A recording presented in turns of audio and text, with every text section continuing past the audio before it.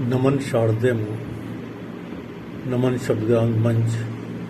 आज सुनो ना के अंतर्गत सोहरा सुरेखा जी के आह्वान पर पेश कर रहा हूँ एक लघु कथा। शीर्षक है सबसे अनमोल। अशोक जी अपनी पत्नी के साथ अपनी रिटायर्ड जिंदगी बहुत हंसी खुशी गुजार रहे थे। उनके तीनों बेटे अलग अलग शहरों में अपने अपने परिवार के साथ थे। उन्होंने नियम बना रखा था, दिवाली पर तीनों बेटे सब परिवार उनके पास आते थे। वो एक सप्ताह कैसे मस्ती में बीत जाता था, कुछ पता ही नहीं चलता था। कैसे क्या हुआ, उनकी खुशियों को जैसे नजर ही लग गई। अचानक शीला जी को दिल का दौरा पड़ा।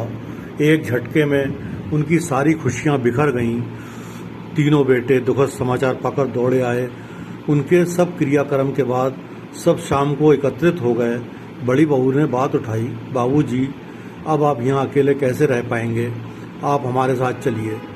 नहीं बहू, हमें अभी यहीं रहने दो, यहाँ अपनापन लगता है बच्चों की गृहस्थी में। कहते कहते वो चुप से हो गए। बड़ा पोता कुछ बोलने को हुआ पर उन्होंने हाथ के इशारे से उसे चुप कर दिया। बच्चों, अब तुम लोगों की माँ हम सबको छोड़कर जा चुकी है। उनकी कुछ चीज़ें हैं वो तुम लोग आपस में बांट लो, हमसे अब उनकी साथ संभाल नहीं हो पाएगी।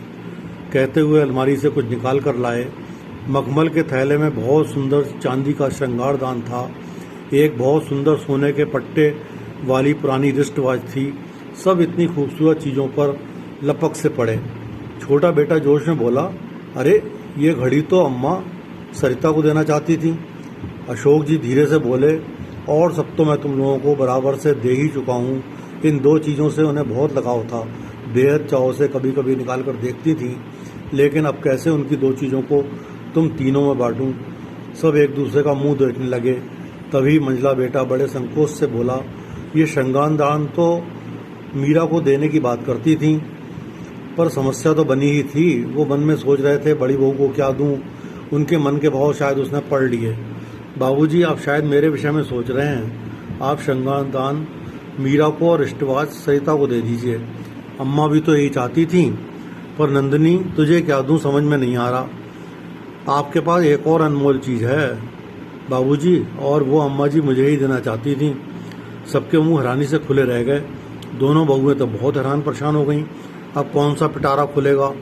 सबकी हैरानी और परेशानी को भांपकर बड़ी बहू मुस्कुराकर बोली, वो सबसे अनमोल तो आप स्वयं हैं। पिछली बार अम्मा जी ने मुझसे कह दिया था, मेरे बाद बाबूजी की देखरेख तेरे जिम्मे। बस अब आप उनकी इच्छा का पालन करें और हमारे साथ चलें। सुनील अग्रवाल।